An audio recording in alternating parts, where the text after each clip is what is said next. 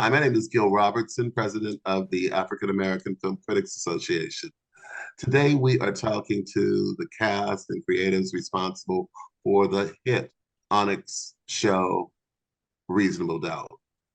We're going to kick things off by introducing you to the AAFCA members who are on the call today, starting with Reggie Pounder in Chicago, Kim Singleton in New York, New York, Dare Dunn in Washington, D.C., Nick Hamilton in Los Angeles, Jill Monroe in LA, new AAFCA member Jaree in New Jersey, Ruben Perlada Regald in South Florida, and Karan Noah Kelly in Virginia. I'm going to let you guys do what you do so well, and I'll see you on the other side. I'm a good lawyer, and I want to win.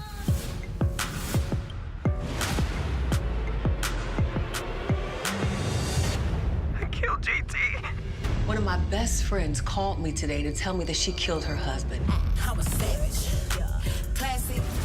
Chanel needs an attorney who's in domestic violence cases.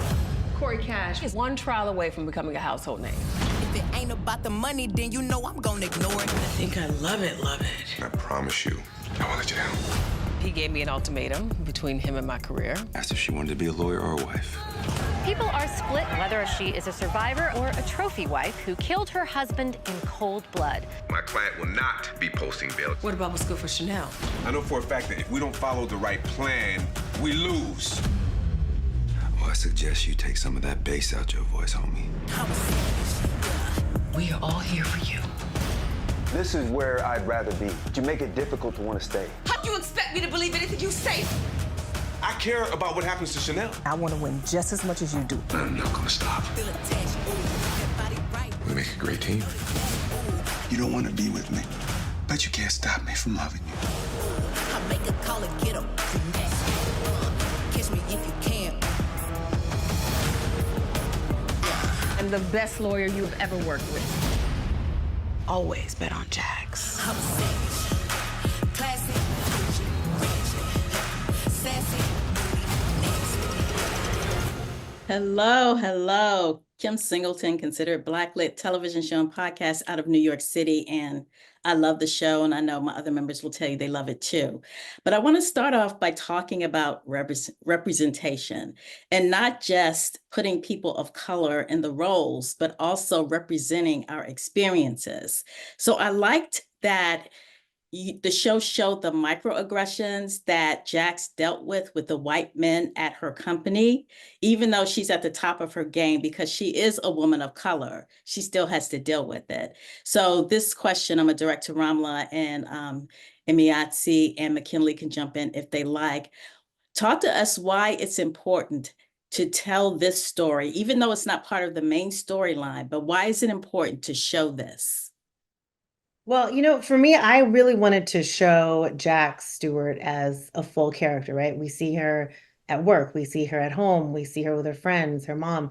And so for me, if we're going to see her at work, it's not just in the courtroom, right? Like that's not the only burden that she has to bear. She has to deal with the politics of work because, as we know, I wrote this in last season where, she had to have this meeting with the partners, and she said, well, I not only do I have to do my job, but now I have to take time and explain to you all how to do my job.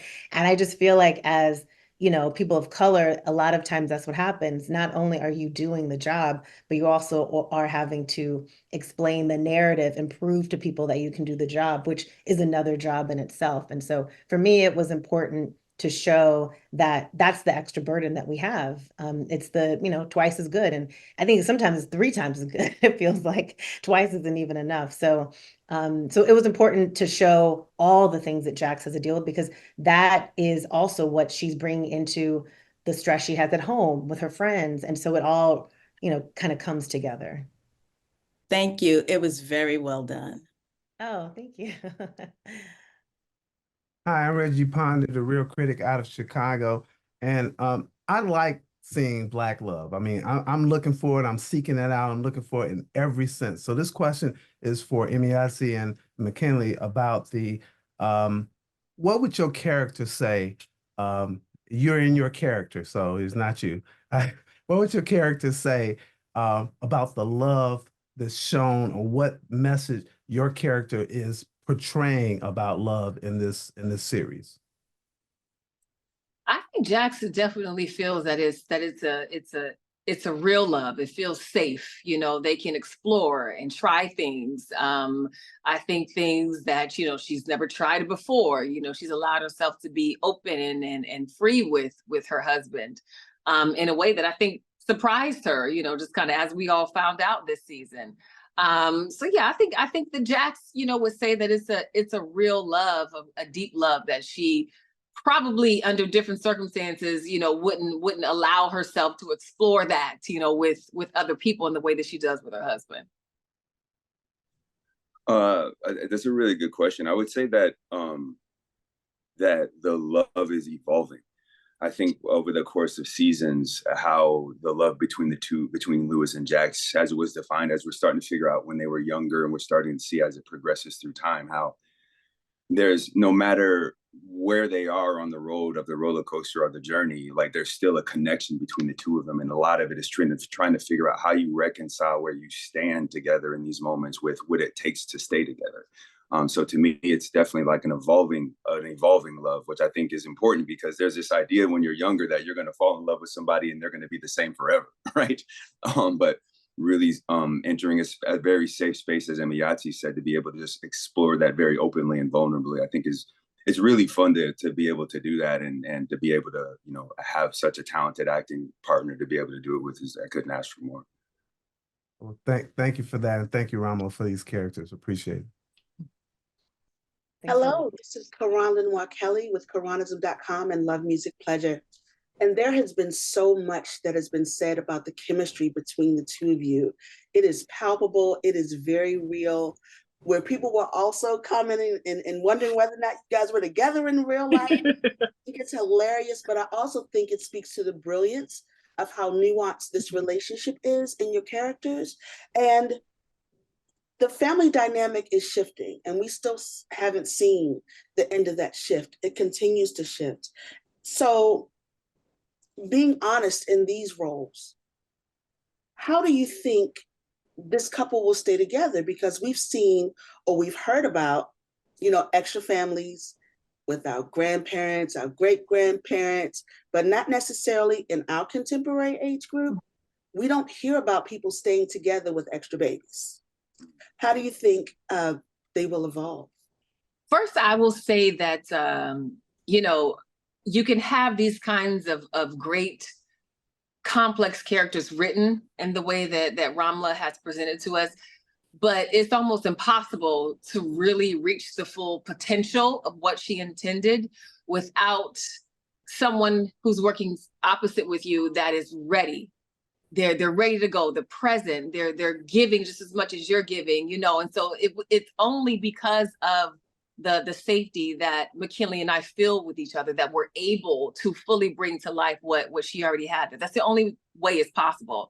So I just have to start with that, because that's a really important element of it. And then I think that, you know, it was difficult for me, Emayatzy, some of the issues that they have to deal with as a couple, you know, some of the issues that Jax has to deal with as a woman, you know, with these break babies. And what does that mean? What does it mean if I stay? Am I weak? Am I, you know, all those kinds of questions that I think are real questions to ask yourself.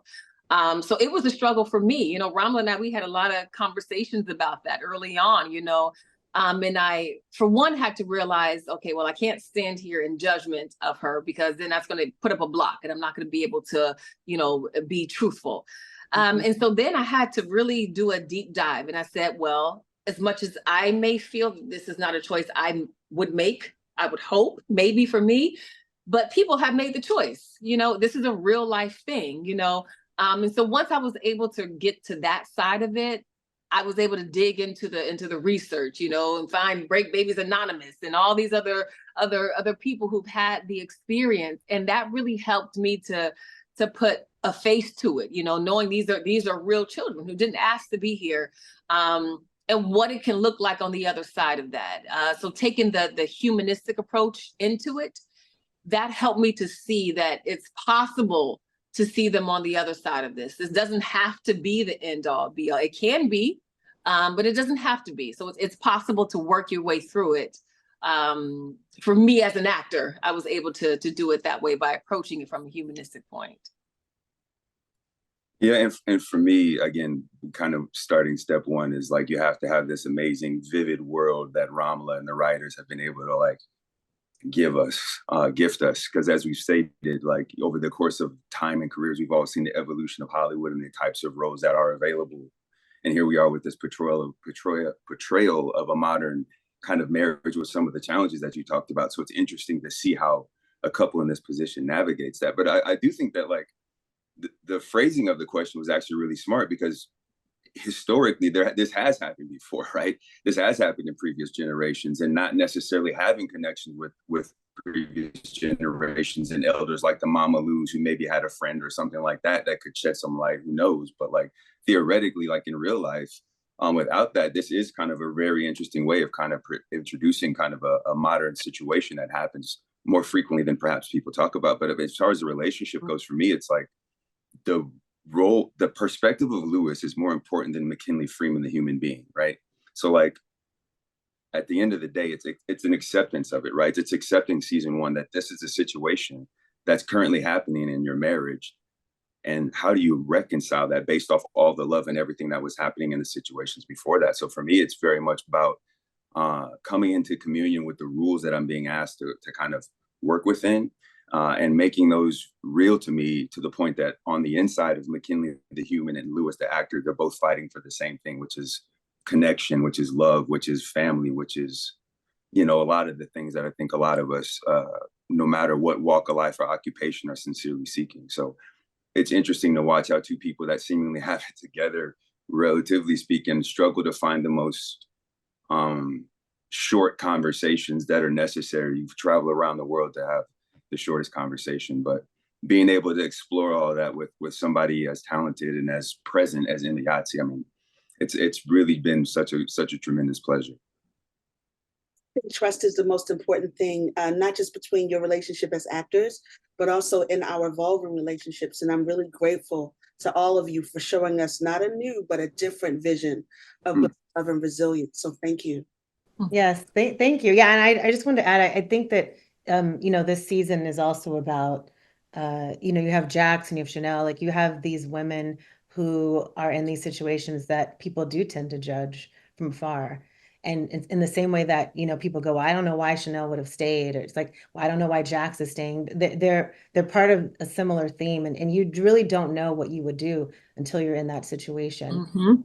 And you know, these are very different experiences, but yeah, you know, it's for me, what I just wanted to show is the reality of it, and also show the empathy that, you know, that people need to have for women and men and people going through the situation, because I think that there's a lot of judgment that happens, you know, not just with characters, but in real life. And I think that if people are able to see, you know, this played out and see, like, you know, what Lewis is going through, what Jax is going through, what Chanel, all these people are going through, and what they bring to this decision, I think it's helpful for everyone to have better understanding for each other.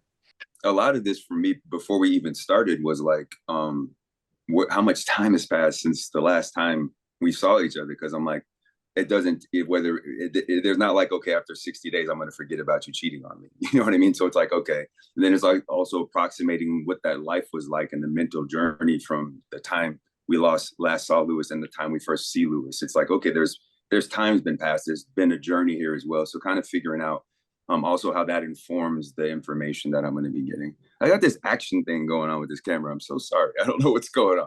I was like, ooh, how are you doing that? You got I have no idea. Really, I have no idea. I'm sorry. It was treated with respect to the characters, both the man and the woman, and the people who are involved. It was treated with gentility and respect, and I greatly respect that. So thank you all so much for these performances. It's an amazing season. Oh, thank you. How's it going? Happy Monday. Derek Dunn, Reviews and Done. I had a question for Mr. Freeman and Emayatzy. Now, I'm a hip hop head, and so one of the things that I love about this show is that every episode is titled after a Jay-Z song. In reading the scripts and you saw the title, was there ever a time where you just kind of fanned out and smiled at the episode title based on your liking of the song? You know, knowing that Raamla is is the hip hop head, amongst us, so that all came, that was her idea. And for me, I was excited when I saw the script that not only were the episodes named after Jay-Z's album, but just the element of hip hop that was infused into Jax's character, because that's me, Emayatzy. And I haven't seen that before, just in a character in the way that, that she wrote Jax. So for me, that was very exciting and very realistic and truthful. But it definitely started with Raamla for sure. Yeah, that's real. And like Raamla, like I've been nerd out about the choices Raamla makes when in the scripts alone and reading. I'm like, yo, how did you write it? Are you really gonna use that song? You know what I mean? So like when you hear like Ambitions of a Writer and it's just like those first three doom doom, it's like everybody knows like where the song's going. So it's like it's kind of that context to the person that you're being introduced. It's almost like you're being introduced by way of a friend almost. Mm-hmm. And I think the real cool thing that the music does, and I've said this before, from opening credits to closing credits, I feel like Raamla treats the whole thing like a canvas. And I think it's such a creative way of like storytelling. And it's proven by the music and the other, kind of threads that keep it together. Thank you. Hello, Jeree with Jeree Reviews Media and Road Chatter Podcast. My question is for Raamla. What advice would you give someone starting out that wants to write in this business and tell diverse and different types of stories? The main advice I give people is to ignore your friends and family because I feel like, particularly as Black people, I mean, I grew up in LA and my mom was like, I don't understand what you're saying when you say television writer. I think it's a little more acceptable now, but it is hard because it's not a clear path, right? It's not like law school or medical school where you complete this and then you do this. And even as you got like journalism, anything that's creative, right? People sometimes have a hard time understanding. And so when I say ignore them, I feel like they have your best interest in mind because they don't want to see you disappointed and they don't want to see you hurt. They don't want to see you struggle. But at the same time, a lot of times people project their own fears onto you. So what I say to people, I'm saying, if you really feel like this is what you want to do, then pursue it. I know people who are more successful than me that took much longer to get there. There's no clear path. It can take you a year, it can take you 10 years, but you have to stay the course and really surround yourself with the culture, with creativity. I believe in reading a lot, watching TV, learning about different sides of, the art. I went to grad school. I took an acting class. I'm not interested in acting, but it was good to take an acting class so that I could understand how, what are actors looking at when they read the scripts. And so I think it's important to, educate yourself and make sure that your craft is, you're at the best you can be at your craft. And that doesn't stop. It doesn't stop, even though I have a show, 2 seasons in, I still am learning and fangirling out about things that I watch and see. Thank you. Yeah, you're welcome. Hi, my name is Ruben Peralta from Cocaleca.net. How are you? Hi, good. Hi. My question is for everyone. For the actors, how difficult it is when you have different directors and different episodes? And for Raamla, do you have to create like a blueprint to indicate them, the directors, how they're gonna continue the story? Or there's something that you guys plan before the shooting and before the season starts? Well, having different directors, it benefits their creative process because they get to put their own spin on it, from their perspective within the bounds of where the show is. We've already created a world. And so, playing within that world, what is it going to look like, from your perspective? And that's what makes working with different directors fun. And there are times, that when a director does come to set and they may have a different pitch that may not fit, what even I feel as a character would have you. And then you just, you have those conversations because ultimately we're all working towards, the same goal and want to make sure we're on the same page and that the show has the right tone and the right voice that's already been set.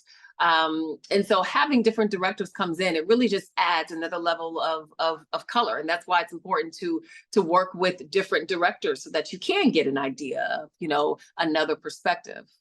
I would say that like it's so cool to like it's like inviting a guest chef into a kitchen, right? It's like the same ingredients, but everybody's flavor is a little bit different, which is cool. Like for example, the way that Mo has I think Mo has a unique way of being able to pull out comedy in weird moments. You know what I mean? Or you have like Anton that's like telling stories and hearing music at the same time. So it's like, and talking about the way cameras move. So like for me, it's like to be able to like learn firsthand from folks. It's almost like being a film student on set by people that are like, yo, this is what we're doing, just so you know. So it's been really special. And I would also say that with the same level of respect, like the camera operators and everybody else really did kind of step up, and everybody was bringing their creativity, which was great. But being able to have such seasoned directors come in and feel like they're part of the family and just kind of continue to hopefully elevate the world that we're aspiring to kind of keep alive, it was really, really cool. Yeah, I mean, I agree. I agree. It's nice to have different voices come in. I mean, we do like kind of a, 7-day prep where we have the meetings with directors coming in, and then I do a tone meeting that's like 2.5 hours with the director going through the script and, each scene and different moments that are important. And what I like for me, like I don't, I'm not writing like camera angles into the script. I'm just kind of like writing the feel of it. I'm specific about the tone that I want, but I love when the director, pitches something to me like, okay, I'm thinking I'm going to start over here and bring the camera in. And I get excited. I'm like, oh, because I didn't have a picture of exactly, what it was. And then when we get on set and then with the actors, there's a great moment in episode 7 in the beginning with the fight, Emayatzy and Jackson Lewis having this fight. And when Lewis says, he didn't wear a condom, and Emayatzy just did this take where she just starts laughing, and it wasn't in the script, but in watching it, I was like, it was such a genuine response, and just obviously, she's amazing, but I like when every element, whether it's the director, actors, like they just really elevate the script and bring a surprise to it. That excites me because I'm like a fan. I'm like, oh, I didn't see that coming, but I feel you, Jax. Yes, I'll be laughing too because I wouldn't believe this either. So that's what's fun. Directors also can bring that energy too, which I love. Jill Monroe, RSVP with Jill Monroe. This question is for Emayatzy and Raamla. The timing of the series right now couldn't be more ironic with what we see in the news as far as power and women being in situations that are unclear sometimes to the public. So can you talk to me a bit about taking, when you were writing this, the friends tone, because support is so important, but it's such a fine line. And we see Jax even sort of having questions as we walk through this. So can you talk to me about how you shaped that, and for Emayatzy, Jax's feelings to Chanel throughout this process? Yeah, so the Chanel storyline was, peppered in, season 1. And so it was a storyline that, I had thought that maybe it would be in season 3. Like you'd see kind of a couple seasons of this and then that would be the case. And then, it's like, we're in the writer's room and we're talking, and one of our writers, Tash Gray, was telling the story about, one of her family members. And I was like, we should move that up to be the end of season 1 and make it a personal story. So, the writers and we had these conversations about all different types of abuse, and people had various types of abuse that either a friend of theirs or themselves had experienced. And we just realized it's really is something that is sadly ubiquitous, within our community, within a lot of other communities as well. And so the timing is really accidental, because to me it was always timely. It was a story that needed to be told, and for this season, I think what's great is that because we're seeing a lot of this, through Jax's eyes, and she's dealing with not knowing, this is your close friend, and how can you not know that all this stuff is going on? But I feel like that happens often. It happens with abuse, it happens with mental health, people not knowing that, to check on your strong friends, like people not knowing what's really going on. So I felt like it was important to talk about. And honestly, I'm just happy that there's a space now that people are really interested in giving the story room and listening to this, because I didn't know at the time when we were crafting the story, I couldn't have forecasted all the things that would happen in the news. So yeah, and it's like you said, Raamla, checking on your strong friends or what have you. I think that I'm thankful that we were able to play out the storyline between Jax and Chanel in a way where we got to see them in the first season. You know, the relationship is close, but it consisted of a lot of jabs between the two of them because of their history. And so then we fast forward to this season and we get to see that things are much deeper, much heavier than they would have known, you know, and especially for Jax, and we get to see her have to deal with that, deal with the results of that. And I like that we get to see that because just like Raamla was saying, you don't know. There have been times when you don't know whether someone is going through a domestic violence issue or a mental health issue, and you wonder, wow, why didn't I see that? You know, so I do think that it's provided us with a great opportunity to have a lot of conversations, for people to have conversations with their families and friends, and conversations that it might not have had before. Thank you. Thank you. Thank you. Hello, everybody. Nick Hamilton, Nightcast Media. Thank you all once again for doing this. My question is for Emayatzy and McKinley. Recently, one of your co-stars, Morris Chestnut, mentioned the fact of having all Black writers' room and how refreshing that was. How important is that for you, Emayatzy, to be able to peel back the layers for the chemistry to be built between you and Morris? And also, McKinley, for you, how important is it to have a Black person and a Black man involved in the world of tech and have that disseminated throughout the world, since that seems to be an issue in the tech world?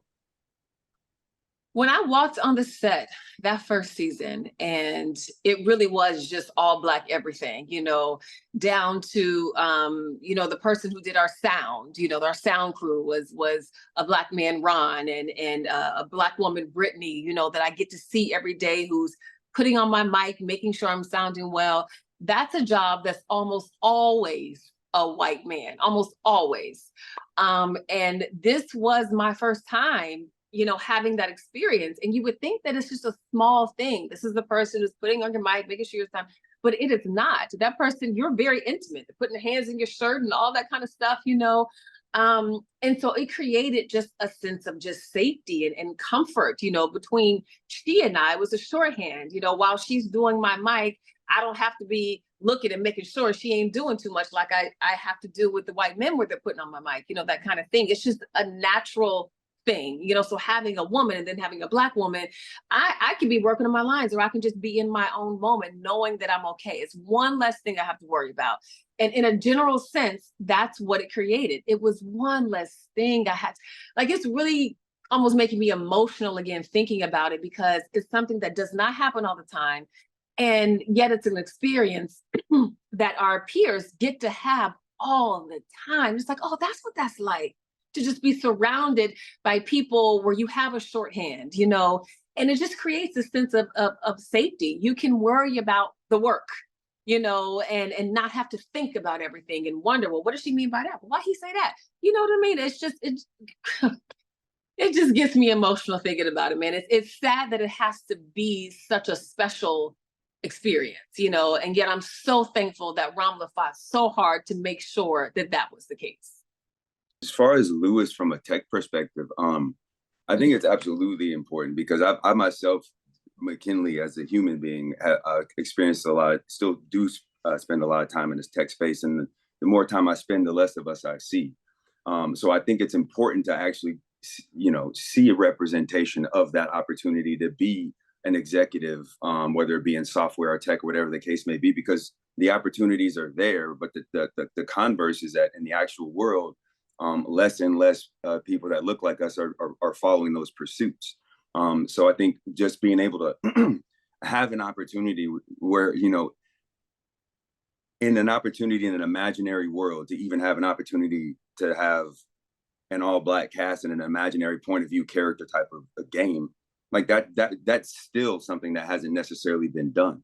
So to be in a world like Reasonable Doubt, where Lewis, on one hand, has the ability to create worlds out of nothing, but can't figure out a way to tell his wife what's happening, it creates this kind of dichotomy where it's like, you know, you do get to be in a position where there's an opportunity to be a representative of an underrepresented population in an occupation, but that doesn't keep you separate from that obligation to being a father, a husband, and all those things. So I think the world itself is so uniquely put together that I think the importance of being able to see people of color in executive positions, not only whether they have white bosses or black bosses, but in a position to make impactful, powerful decisions is important, because we live that reality every day, but not that we don't get to see it every day. Well said. Thank you guys so much. Thank you. Thank you. Hi, Kim Singleton again. And this question is for Emayatzy and McKinley. Your characters are so well layered with being parents, professionals, having these outside relationships, all of that. What characteristic in your role is most like you in real life?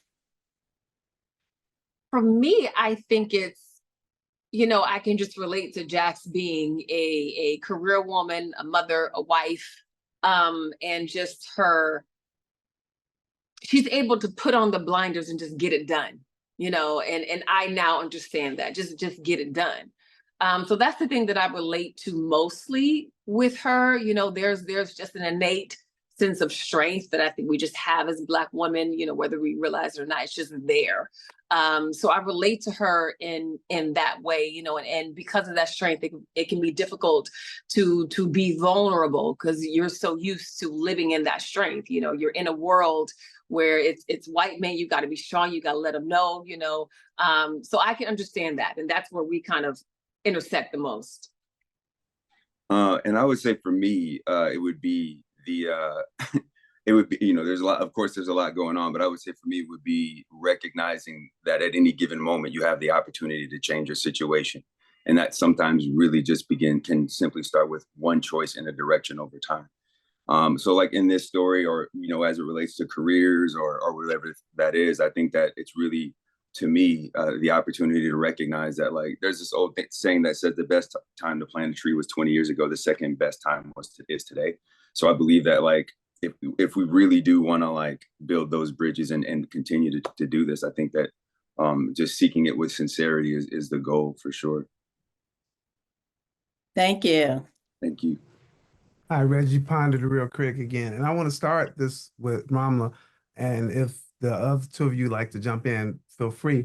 But Raamla, this show seems like you made it for us, but it doesn't seem like it's only for us. And it always seems like a problem sometimes when things that are made for us, only us watch it. So can you speak to that dynamic, speak to how you were thinking about this, that dichotomy? Yeah, I mean, I wanted to create a show that I would watch, that I wanted to tune in, that I'm a fan of. Like I worked on Scandal and Little Fires, and I was a writer on those shows, but I was a fan of those shows. And so that's what makes me the most excited. So creating this show, I'm from LA. I grew up in Windsor Hills, Black LA. So that's why the show, takes place there. There's so many elements of my life as far as having a group of high school friends. There's some similar dynamics, a lot of things that happen in high school, you're kind of still an adult, even in your 40s. And so I also believe in Black love, and that means not just romantic, but also friendships. And, I was, raised by a single mom. I went back and forth between my parents, but my mom was I was an only child of a single mom, basically. So that's Jax and Mama Lou. So there were a lot of things about me that I wanted to put in. And for me, I'm just Black. Like, I'm Black. And so Black things are going to come out. Black things are going to happen. And, this is the type of music I like to listen to. So I put it in the show. But to your point, I feel, and this is what I'm excited about in general, that I feel like content is doing now is, whether you have something like Beef or you have This Fool, is you have people telling authentic stories from their perspective, but other people can relate, because I'm gonna use Beef as an example. Beef is about road rage, essentially, right? Like, who doesn't have road rage at times? A road rage that goes too far. Then they're able to get into the dynamics of different Asian cultures, like, Orange County Koreans versus West Side. And that is from an authentic place. And even though I may not understand get every single joke about it, I get who the characters are. I get their wants, their needs, their vulnerabilities. So for me, when I create these characters, it's the same thing. At the end of the day, like you're saying, Jax is a mother and a daughter, and she's at work. And And, Lewis is a father trying to, figure out his place in this world where women are making more money in the household than, men are in this country. So I've had so many, people who don't look like us come up and say they love the show. And a lot of times what they say they love are these things that they relate to, the dynamics. So I'm very happy about that. But at the end of the day, I'm just gonna make the show that I want us to see and that I want to see. And I'm happy for anyone else who wants to come along for the ride. I just see McKinley smiling. So any thought on that? No, you know what? I'm sorry. It's just every time Raamla talks, I'm just like, yeah, she's right. You know what I mean? So, but it reminded me. Remember when I think we were in I believe we were in New Orleans, and a couple came up to us that would not be in the demographic. Remember that, Raamla? Yes. Can you tell that story? Yes. So we had there's a couple who was kind of like helping us with security and navigate through. It was Miami. It was for ABFF, and they were a husband and wife team, probably like in their mid-60s, white couple, like, again, does not look like they would watch the show. And they were talking about it because they started watching it, and they were like, oh, we relate. These are the conversations me and my wife have. And oh yeah, she does this. And, I got to tell her she's the boss at work, but she's not the boss at home. And they were really into the characters. And again, they don't look like what we expect, but this thing happened on Insecure too, where I had a lot of white female friends. I love Issa and Molly. I love their friendship, all this stuff. So again, I think you're doing something right. At least I feel that, you can have people relate to the essence of who these characters are. Thank you. Thank you very much. Yeah, thank you. Hey, it's Karan again. So I want to ask you about the evolution of the children, because we've seen them grow up, and I feel so close to these characters. I'm like, they got so big. But how do you feel about how they are evolving in adolescence as actors and their characters? Well, it's so funny because, we had a break, we had the 2 strikes that happened. And, these kids showed up and I was like, oh my goodness, they're at that stage where in a year they're, so tall and they grow up. But for me, it's just as far as, season 1 versus season 2, I thought it was interesting. I've heard this about kids. Then we talked about this in the writer's room, is a lot of times boys early on can be little, difficult, and then they kind of settle, and then just when you think it's okay, then the teenage girl and the hormones kind of come out. And so we thought that would be funny in the writer's room, that just like Spencer was kind of giving Jack's attitude, and she was having a problem with Spencer, and now that he's kind of grown up and he's calmed down, now he's a little mama's boy, and now she has this teenager. Now Lewis, who was carrying his daughter, precious daughter, for her period, is now saying, I'm not sitting in the back seat, and giving sass. So we thought that would be a funny a funny storyline to show. Now Lewis is the one getting what the issues that Jax had. Lewis is the one. Yeah. Well, see, oh, look at that. Hello, here's this Ruben's child. He's shaking his head. He's like, see what I'm doing. So cute.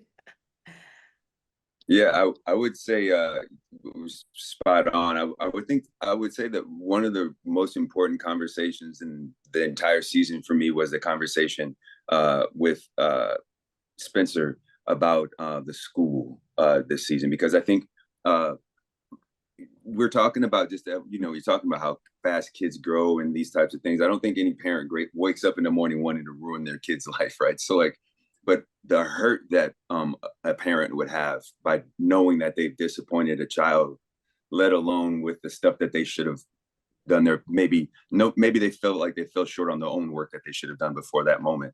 And so to me, the conversation with Spencer was so important, because it was an opportunity to be like, look, whatever this is, just know it's meant for me to carry and not you, and go forward with confidence, and I got your back. So to me, like, it's those conversations where it's like, let me get out of the way and be present for my son in a world where there's not many people that are going to be willing to be like, yo, I'm sorry. You know what I mean? Like, to be in a situation where a father actually gets to sincerely apologize to his son and try to fix it. I think that that was one of the most important conversations amongst maybe a couple of others this season for me. And then, and I'm sorry, and then of course, just with Naima, that was just been fun because she was even making fun of me before we were working about me not wearing not wearing socks in my sandals. So she would get to get a snicker about that. You needed to be made fun of about so that. She always had jokes, but it was fun. I mean, it's cool to like see like them kind of like just embrace their personalities and like make me be the butt of the joke. So we'll see what happens. My question was for Emayatzy. So I love sorry about that. That's okay. So I love the dynamic you have with Tim, Joy, and Angela Grovey. Yes. How did you build up chemistry with them? Easy. It didn't take any effort. We just connected just out the gate. And it's a gift that so many of us on this show, it just came together. We were all meant to be. But specifically with those two, I mean, it just was fun from the beginning. You know, Tim is just someone who is just so, he's secure in who he is. You know what I mean? And he is so excited about the role. You know, he cares about the character and the character's direction. And every time we are in a scene, Tim is ready to go. He's coming with the one-liners. He's doing some little tweak on it. Every take is different with Tim, right? You know, and then you have Angela. She's quick. She's right there, ready to go, you know, and we just really made a great team in the office. And we are friends. We hang out, we go to dinner. It's just, it's so perfect. It was a very easy chemistry. Emayatzy, Raamla, McKinley, thank you so much for your time today. We love this show and we love working with you. On behalf of the largest group of Black film and TV critics, we thank you for watching this edition of AAFCA Roundtables. Have a great day. Thank you. You too. Bye. Thanks, Thank you. Thank you. Thank you, guys. Enjoy tonight. And gals. Thank you.